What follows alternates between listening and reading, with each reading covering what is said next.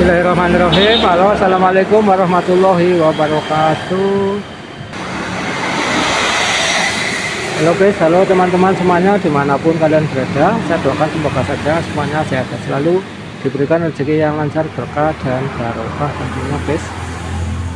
Kali ini saya mau sedikit berbagi atau share strategi toko sembako modal kecil biar bisa bersaing dan tidak gulung tikar ya, atau bangkrut guys, karena sekarang persaingannya semakin ketat sekali sehingga kita harus memakai strategi tentunya. Terus strateginya apa, tentunya saya akan berbagi ya, tapi buat teman-teman ataupun sesama pedagang misalkan punya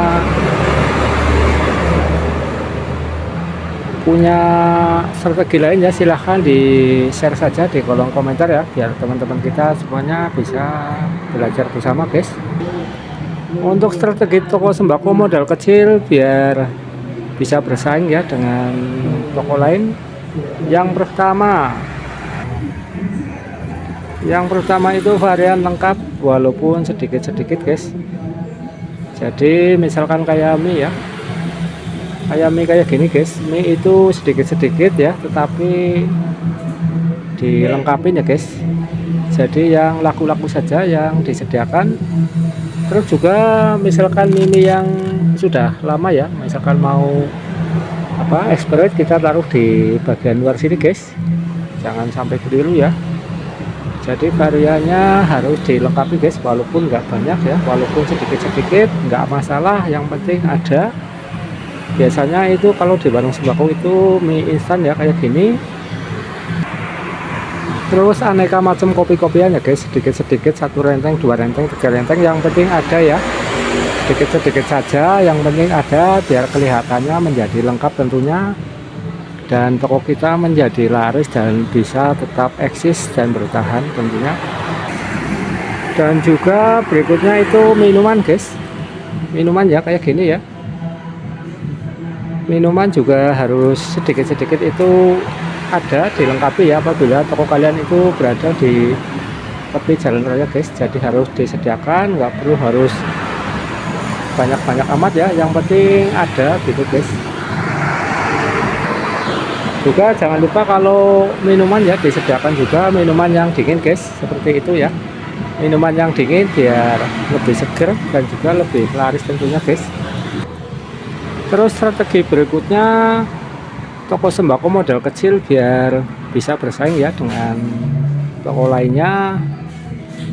Barang yang kita jual itu kita harus pilah-pilah guys, misalkan saja barang yang pelan dijual itu stoknya jangan terlalu banyak guys.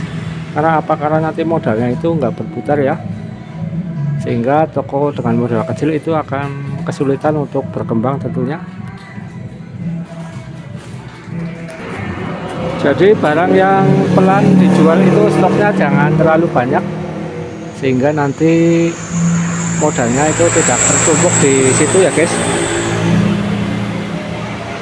Jadi kita harus tahu barang apa saja yang cepat dan juga barang apa saja yang perputarannya lambat. Kita harus titis dan titen guys, sehingga kita tidak terlalu mendong di modal nantinya. Jadi kita harus tahu ya barang apa yang cepat terjual di toko kita, sehingga kita bisa tepat dalam memutar modal toko. Karena apa? Karena toko sembako sebenarnya uang berputar guys.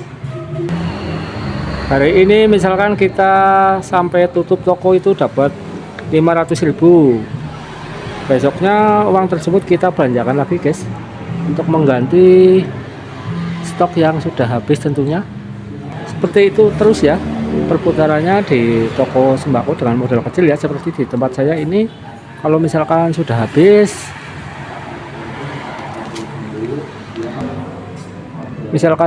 saya belikan lagi ke grosiran ya guys, pakai motor saya belikan, cuma beberapa piece saja, misalkan 6 piece, 3 piece ya, tergantung barang yang laku ya. Misalkan kayak rokok ya, ada rokok yang cepat lambat ya. Kalau yang cepat itu misalkan 1 slop, kalau yang pelan itu paling setengah slop ya, atau 6 piece, kadang itu cuma 3 piece, kadang 2 piece guys. Jadi menyesuaikan saja juga kayak meris-meris ya, misalkan yang apa namanya yang cepat, yang XL misalkan kita banyakin, misalkan yang nggak cepat kita cukup satu rentengan saja.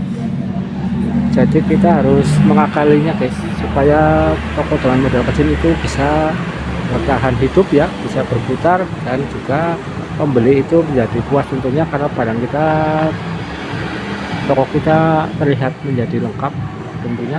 Terus strategi yang ketiga itu, kita itu harus mengidentifikasi target pasar ya guys.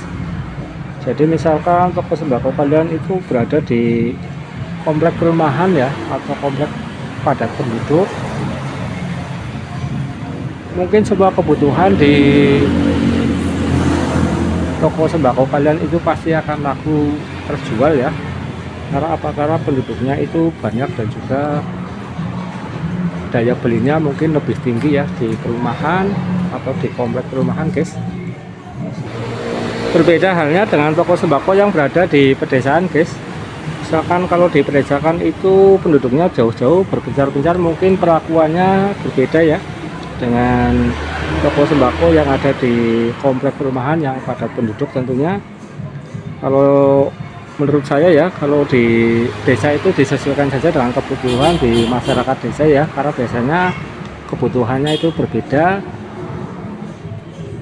Maksudnya nggak semuanya dibeli, tetapi menyesuaikan keuangan ya di setiap keluarganya, sehingga membeli barang-barang yang cukup diperlukan saja, karena mungkin faktor pendapatan ya yang nggak sesuai atau nggak sama dengan penduduk di perkotaan ya, yang mempunyai pekerjaan tetap dan penghasilan yang lumayan ya, nggak kayak di pedesaan kan biasanya bertani dan berkebun tentunya guys.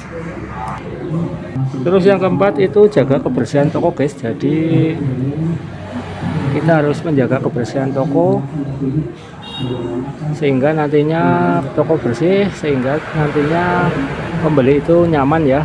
Jadi kita beli di tempat kita dengan nyaman, sehingga akan membeli banyak tentunya.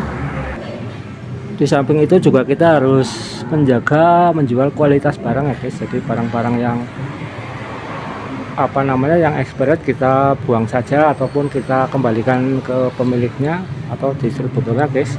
Jadi kita jualnya barang-barang yang berkualitas ya, walaupun dengan modal sedikit atau modal apa adanya ya. Kita harus pinter-pinter ya menjaganya, menjaga kualitas barang dan juga kualitas pelayanan guys.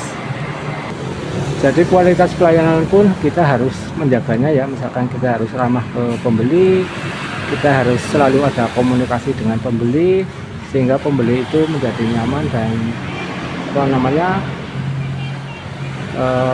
kembali lagi ke toko kita ya guys.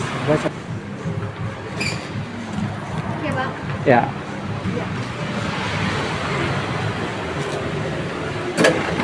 Terima kasih. Maaf ya, tadi ada pembeli dulu guys. Kita akan lanjutkan kembali. Terus yang berikutnya kita harus beri harga yang terbaik ya guys, atau toko kita itu harus menjual harga yang semurah mungkin, tetapi kita masih dapat untung guys. Maksudnya biar apa tujuannya? Biar supaya toko kita bisa eksis dan juga tetap ada, tidak bangkrut guys. Karena persaingan semakin ketat, sehingga kita harus selalu berpikir yang rasional ya, yang masuk akal. Biasanya pembeli itu membanding-bandingkan toko yang satu dengan satunya, jadi kita harus istilahnya mengikuti saja. Jadi kita jual barang yang sekiranya kita bulaknya murah, kita jual murah, tetapi pasti dapat untung, sehingga menarik pembeli untuk berbelanja di tempat kita guys tentunya.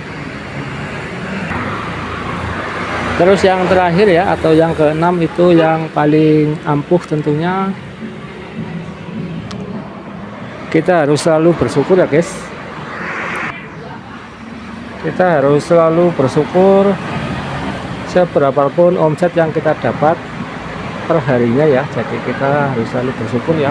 Kita dapatnya kadang banyak, kadang sedikit, kita harus selalu bersyukur dan berterima kasih kepada Allah Subhanahu wa Ta'ala ya, yang telah memberikan rezeki kepada toko kita. Walaupun kadang itu nggak sesuai di hati, tetapi kita harus bersyukur ya.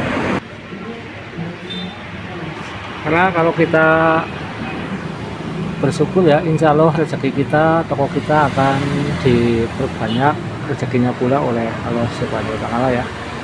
Mudah-mudahan sharing singkat ini bermanfaat buat teman-teman semuanya. Mohon maaf ya apabila ada kesalahan. Jangan lupa yang belum subscribe, mohon dibantu subscribe-nya biar channel kami lebih berkembang dan bermanfaat. Saya akhiri, assalamualaikum warahmatullahi wabarakatuh.